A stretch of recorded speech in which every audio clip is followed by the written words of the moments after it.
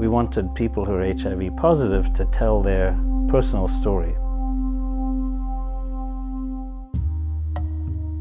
I'm Peter Roberts, been in Malawi for 3 years, working as a communication advisor on an HIV program there.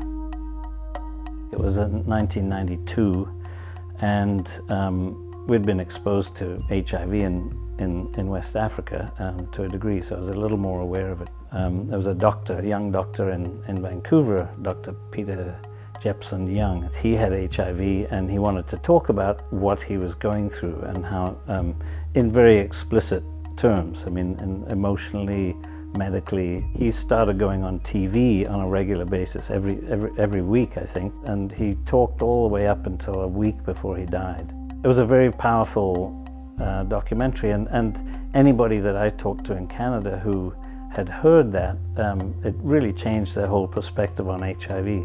So working in Africa again in about 10 years after that, I suggested we try the diaries. And we said to the people who are HIV positive, if you want to be anonymous, because this is a very brave move, it's on radio, but it's still, people can recognize your voice probably. And if you want to be anonymous, you can change your name, or we can give you a false name or something, but you have to be true to your story. And every one of them said, no, I'm willing to be who I am. Some of the diarists were also sort of natural storytellers. One of them was a man called Enoch. I don't speak Chichewa, but evidently his use of language was really, really powerful. And for example, he would describe his skull was like a dried corn cob when he wasn't, when he was really, really sick and thin and, losing his energy and everything. A very descriptive, powerful sense. And one of his diaries, he was too sick to carry on at that point. He felt he needed to go back to his community. He had already been on air for a couple of months, I think, at that point. And he was Enoch. I mean, he was using his real name.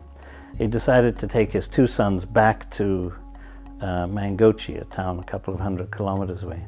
And he'd run out of money, tiny bit of money. He had 2 sons with him, and he asked the bus driver, can you let me on the bus? The bus driver said, okay. And so he's traveling back, and he's wondering what's going to happen to him once he gets to Mangochi. He doesn't know if his family will reject him. He doesn't know whether the people will hate him. And when they got there, there was a huge crowd at the bus stop, and they were sort of, they were there to greet him. They were sort of celebrating. It's Enoch. He's back.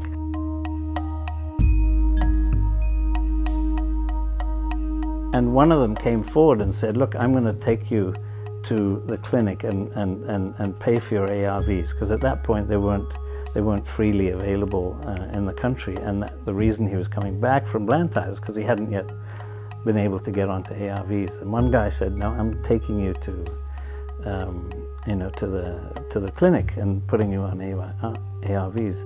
I mean, that story was very powerful, and it sort of played back to the Jepson diary that I heard in Vancouver, that the same sort of result could come from it working in Africa, and that's why we did it. My story is about the power of ordinary people's personal stories.